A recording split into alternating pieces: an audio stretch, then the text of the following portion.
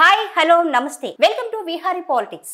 రైతులు రసాయనిక ఎరువుల వినియోగం తగ్గించి సేంద్రియ ఎరువులు వాడాలని కలెక్టర్ లక్ష్మీసా సూచించారు. ఎన్టీఆర్ జిల్లా మైలవరం నియోజకవర్గం ఇబ్రహీంపట్నం మండలం గుంటుపల్లి గ్రామంలో పొలం పిలుస్తుంది కార్యక్రమంలో ఆయన పాల్గొన్నారు. ముందుగా ర్యాలీ నిర్వహించి ఎరువుల వినియోగంపై రైతులకు అవగాహన కల్పించారు. రైతులతో కలిసి వరి నాట్లు వేసి వారిని ఉత్సాహపరిచారు. వ్యవసాయ సీజన్లో రైతులు ఇబ్బందులు పడకుండా వారికి కావాల్సిన ఎరువులను అందుబాటులో ఉంచామని ఆయన తెలిపారు. రైతు పక్షపాతి ముఖ్యమంత్రి వర్యులు చంద్రబాబు నాయుడు ఆదేశాల మేరకు అన్ని గ్రామాల్లో ఉన్న పిఎస్సిఎస్ కేంద్రాల్లో ఎరువులు అందుబాటులో ఉన్నాయని ఆయన తెలిపారు. ప్రతి రైతు తనకు కావలసిన ఎరువులను అక్కడి నుంచి పొందవచ్చని వారు సూచించారు. మార్కెట్లో అధిక ధరలకు ఎరువులు విక్రయిస్తున్నట్టు లేదా అక్రమ నిల్వలు చేస్తే వారి వివరాలు తమ టోల్ ఫ్రీ నంబర్లకు ఫోన్ చేసి సమాచారం ఇస్తే వారిపై కఠిన చర్యలు తీసుకుంటామని ఆయన హెచ్చరించారు.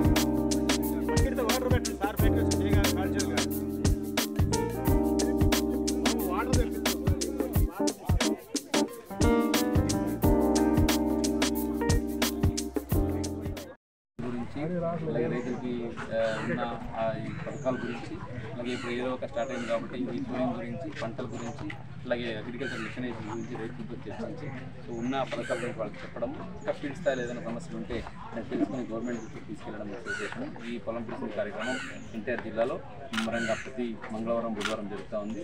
ఈవెన్ మండల స్థాయి అధికారులు, కాన్స్టిట్యూషన్ స్పెషల్ ఆఫీసర్స్, అగ్రికల్చర్ అధికారులు అందరూ కూడా వెళ్ళి ఈ కార్యక్రమంలో పాల్గొంటున్నారు. రైతుల నుంచి మంచి స్పందన ఉంది. రైతుల నుంచి ఏదైతే అక్కడ సమస్యలు స్థానికంగా ఉన్న సమస్యలు అయితేనేంటి అట్లాగే ఏదైనా కోఆర్డినేషన్ ఇష్యూలు ఉంటే అవి కూడా మన దృష్టికి వస్తూ ఉన్నాయి. ఈ కార్యక్రమం ద్వారా ఇది ఎరువులు సప్లై ఇష్యూ అయితేనేంటి, విత్తనాల ఇష్యూలు అయితేనేంటి, అలాగే పురుగుల మందుల ఇష్యూ అయితేనేంటి, దీని గురించి కూడా మన దృష్టికి వస్తున్నాయి. ఇప్పటికి చూసుకుంటే ఇప్పుడు సోయింగ్ స్టార్ట్ అయింది కాబట్టి జిల్లాకు కావాల్సిన ఎరువుల సరఫరా ప్రస్తుతానికి కంప్లీట్గా సఫిషియెంట్గా ఉంది. ఒకటే ఏంటంటే ఇప్పుడు ఆన్లైన్లో బయోమెట్రిక్ ద్వారా జరుగుతూ ఉంది కాబట్టి బయోమెట్రిక్ అప్డేషన్ చేయాల్సిన అవసరం ఉంది. డీబీటీ అప్డేషన్ చేయకుండా అక్కడ ఇండియన్ పెడితే ఇండియన్ కూడా రైజ్ అవ్వదు.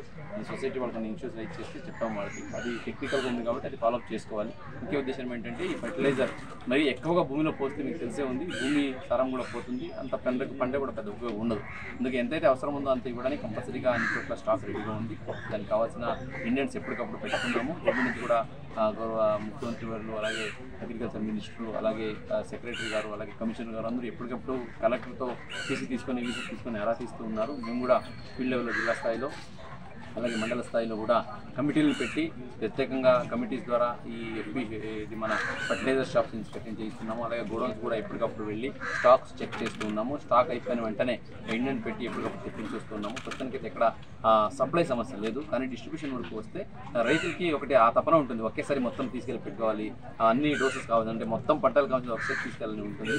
నేను రిక్వెస్ట్ చేస్తున్న రైతులకి ఏంటంటే ఒకటి బేసల్ డోసు, తర్వాత 2 డోసు ఇస్తారు. ఫస్ట్ విత్తనాలు వేస్తున్నప్పుడు డోస్ అయితే ఉన్నాయి. దీనికి 2 రకాలుగా ఫెర్టిలైజర్స్ ఉన్నాయి. ఒకటి బేసల్ డోస్కి గ్రాన్యూల్ వేస్తాము. అదే టాప్ డ్రెస్ ఏదైతే ఉందో దానికి నానో యూరియా కూడా రావడం జరిగింది. ఈ నానో యూరియాని స్ప్రే చేయడం వల్ల మనకు ఆ కన్జంప్షన్లో దాదాపుగా 50% తగ్గుతుంది. దీని ద్వారా మనకు డబ్బులు అవుతాయి. అలాగే ఈ ఫెర్టిలైజర్ కన్జంప్షన్ కూడా తగ్గుతుంది కాబట్టి సాయిల్ హెల్త్ బాగుంటుంది. దీన్ని కూడా మనము అవేర్నెస్ క్రియేట్ చేస్తున్నాము. రైతులు కొంచెం